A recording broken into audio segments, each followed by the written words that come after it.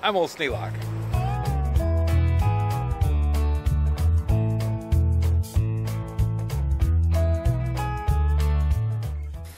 Well, my first computer search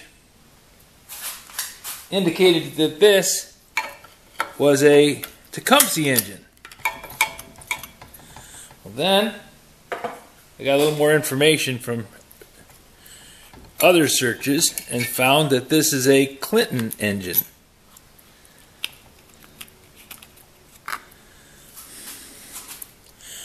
And I was able to order a set of points and a condenser online from eBay.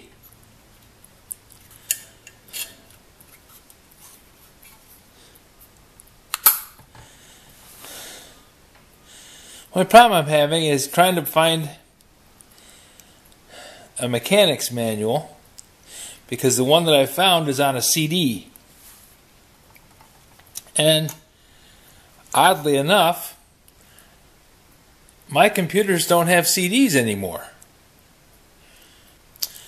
Things get to be puzzling, don't they? Wonder why there's tape on that wire there.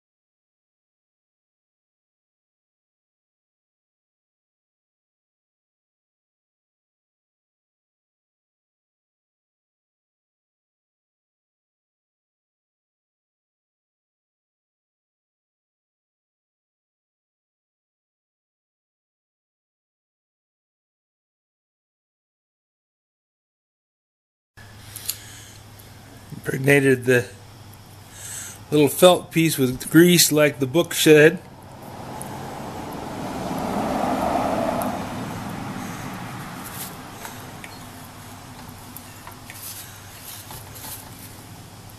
I think it's supposed to be further in.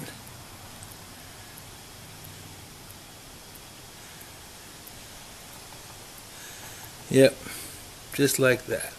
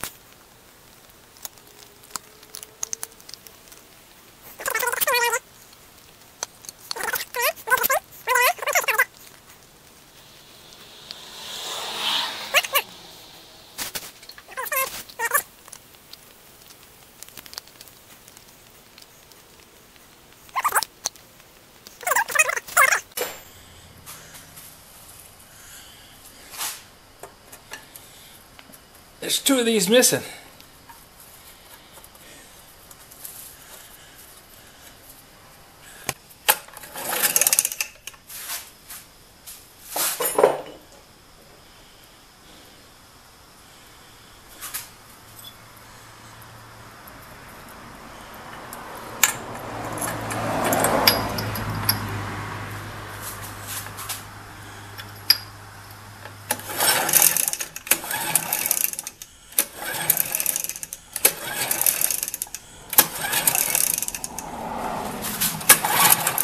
Nope, no spark. I got to order a new set of contacts, new set of points, and a new condenser.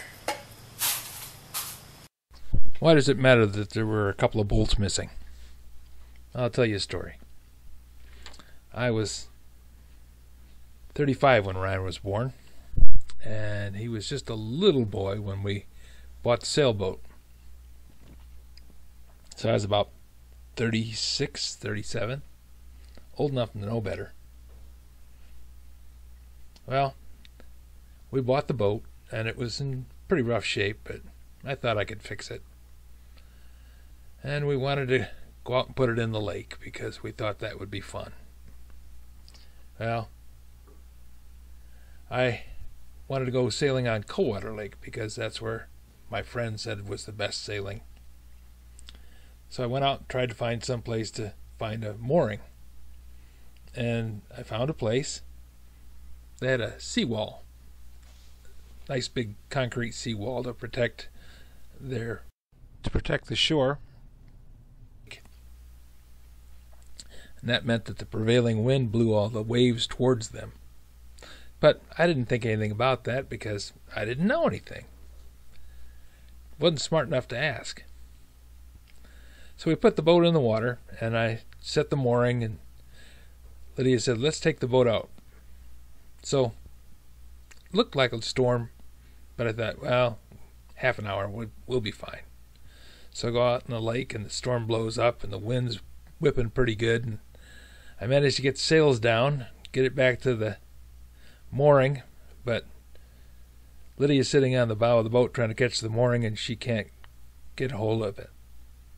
So I decided to take it across the lake to where the landing was. And there I was going to tie it up. I was heading into the wind.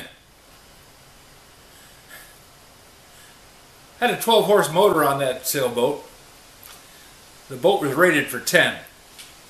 The guy who sold it to me said, well, just never open up the engine all the way and you'll be fine.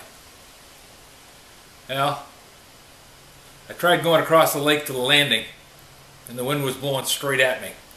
Because the landing was to the west of where the mooring was. And the wind came out of the west like it usually does here. So I cranked the engine wide open. And the boat was moving. It was going into the wind. Not well, not fast. A lot of waves breaking across the lake and me plunging through them. Of course, they're only 3-footers. But they're pushing the bow of the boat left and right, left and right, left and right. I've got the engine wide open. And Lydia can't get off the bow of the boat. Ryan's down in the cabin, sitting in his little carrier. And I'm scared to death. I'm scared to death. And as we're going across the lake, I'm hearing this ping, ping, ping, ping, ping, ping, ping. And I look at the engine and the top is moving. It's a Chrysler 12-horse engine with an aluminum casting on top, and the top is moving. It's bolted down, the latches are fastened, but the top is moving.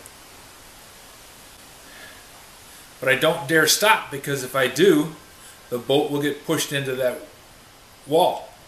We're halfway across the lake. So we got all the way across the landing, and I managed to beach the boat. We were in the shadow of the trees. Bit of a rainstorm, but not bad. Mostly the thunderstorm had gone past. I pulled the boat up onto the landing, but the truck was on the other side of the lake. The truck with the trailer. So I got to ride over there to bring the truck back, and we put the boat on the trailer and took it home.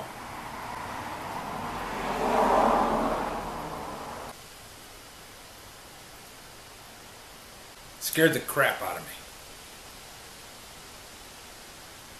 Problem was the generator came right off the top of the engine. So the engine was running with just the battery, providing ignition as long as the wires stayed connected, which I had no idea that it was doing that. I just knew that the generator came off the top. Bolts were missing. So when I see a bolt missing out of a boat motor, I'm going to fix it. And this little boat motor won't take us out on the lake any bigger than I can row back from. I don't trust them anymore. And I especially don't trust it when somebody says, oh, it'll be fine. No. I fix it. I go through it, I make sure it works, and if it doesn't work, I don't use it. Now, that was 30 years ago. Little squall in the spring. Turns out that that's not such a big deal after all, if you know what you're doing. I didn't. Had an unreliable boat, an untrained captain, and a motor that fell apart on me, and my little boy down in the cabin, and my wife hanging onto the bow, scared to death. So when we work on an outboard motor, we're not working on an outboard motor just for the heck of it. We're making sure that if we need it, it's going to run. And if it's not going on the boat. And there's no need to worry about it because it'll be scrap aluminum in somebody's pile. Because if I can't trust it, I'm not giving it to anybody else to work on. So that's the story of me and why I'm worried about bolts missing on a boat motor. Or any engine for that matter. Whenever I work on anything, I have to fix it the best I can. And if I can't fix it to where I think it's safe, it's gone. I'm not going to monkey with it, it's gone. Now I get surprised every once in a while. Things don't always work the way you want them to. But if you know it's going to fail, which if I had looked at the motor closely, I would have seen that the bolts were missing on top of the generator. And the one generator and the one mount motor bolt and the one mounting bolt that held the generator onto the crankshaft was loose. Should have known that looking at the boat. The guy who had it before me fixed the boat. The rudder was snapped in half, so they took 2 plates of stainless steel and sandwiched it together. Now, how do you snap a rudder in half? I have no idea. I don't know what happened to it, why it snapped. I took that rudder apart and I fiberglassed the whole thing up, left the steel plates on it, fixed them up so they looked a little better, but stainless steel plates, stainless steel bolts, made sure that the rudder wasn't going to snap, because without the rudder you can't steer. When you can't steer, you run into shit. I fixed the Chrysler, tightened up all the bolts, used some Loctite on them. I knew they weren't coming out. Fixed the keel so that the dents and dings were all filled in and everything was patched back up the way it should be. Repaired the winch on the keel and made it so that you could crank the keel up and down one-handed like you're supposed to, not having to hold the latch loose and hang on for dear life so that it doesn't slip out of your hands and go slamming down to the bottom. And I fixed the mast. I fixed the halyards. And I fixed all the rigging. And I fixed the anchors. And then it was a good boat. But I never trusted it again.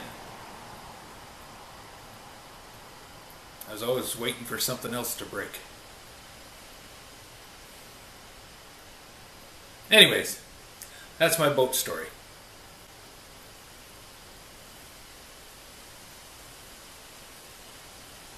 Never leave a bolt missing. If you can't fix it, find somebody who can. If you can't, don't use it.